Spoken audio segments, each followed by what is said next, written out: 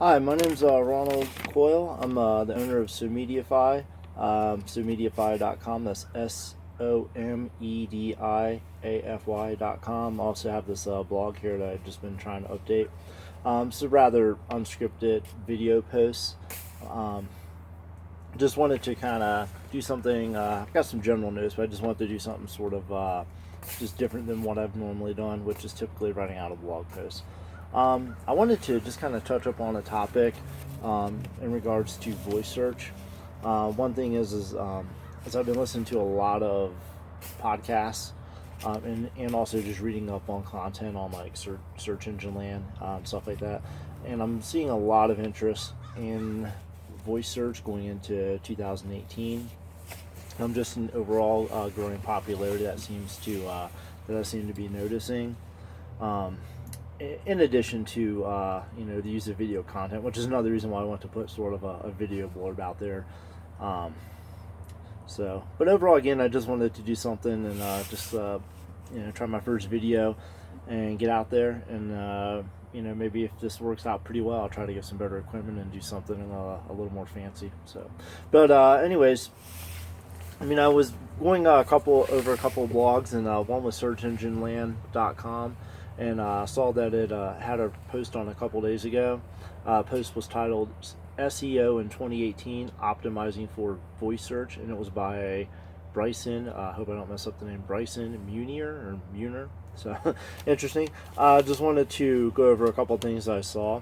And the article itself was kind of interesting. It just mentioned that, or acknowledged that voice search is becoming sort of a hot topic in 2018, and talked about a lot of the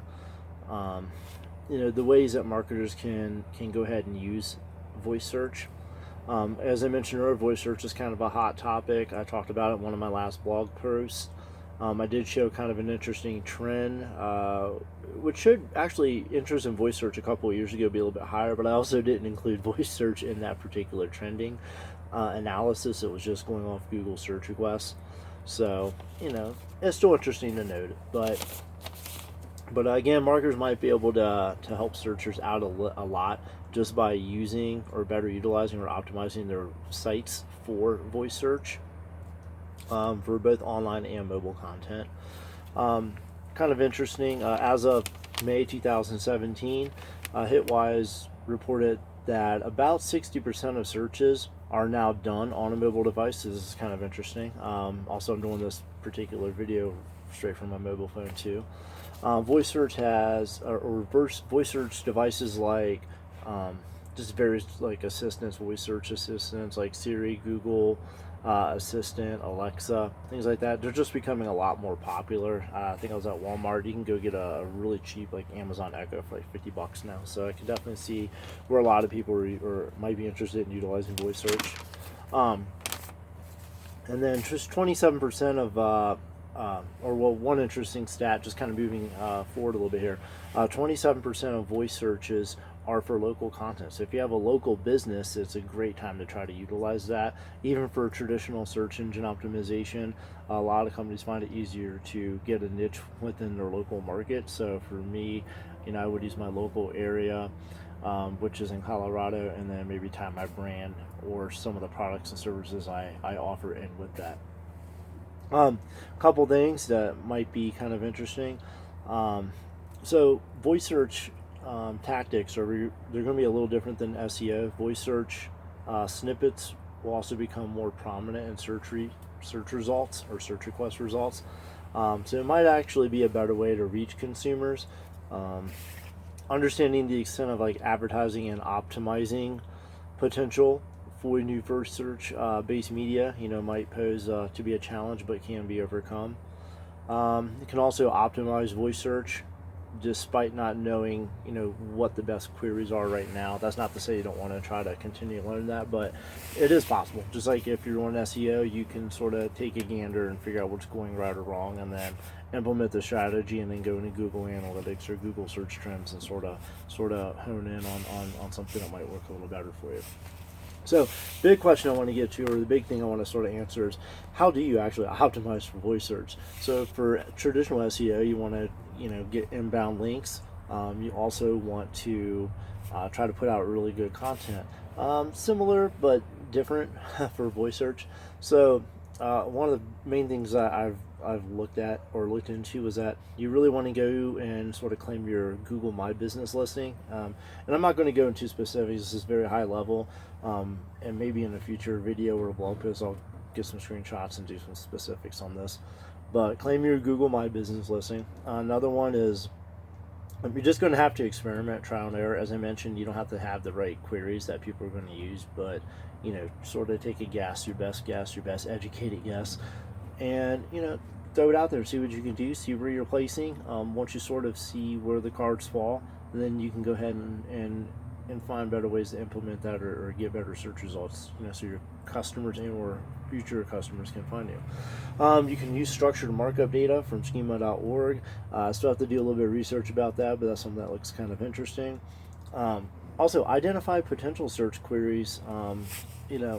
If you're like a call center or you're able to record your calls, and I'm not saying do anything too sneaky, but every time I call into a call center, they're always telling me that the call might be recorded for customer service purposes or quality assurance. So as far as being upfront about that, listen to those conversations if you have a chance and see how consumers are talking. One thing that's really interesting that I've looked at is search queries are actually going to be shorter. So something that a query that someone might go out to Google and type in is actually going to be shorter than what people will actually say when they're talking that particular query out. So listen to conversations that you might already have in your data files. And you can try to learn how your customers are talking. A couple of other things, you can try to do some focus groups, and then just listening to customers and seeing what they're saying. So that should give you a couple of ways to learn how customers are talking about your brand, your products, and your services.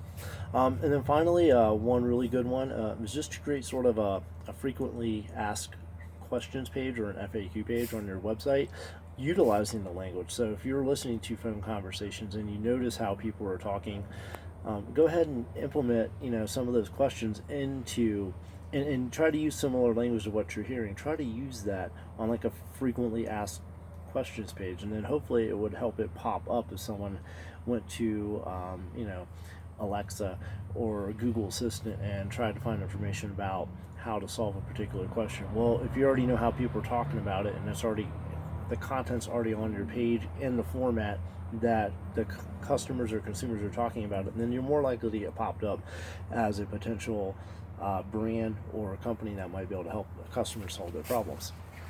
Last thing I wanted to say is just thank you for watching this video. Let me know if you find the video to be helpful.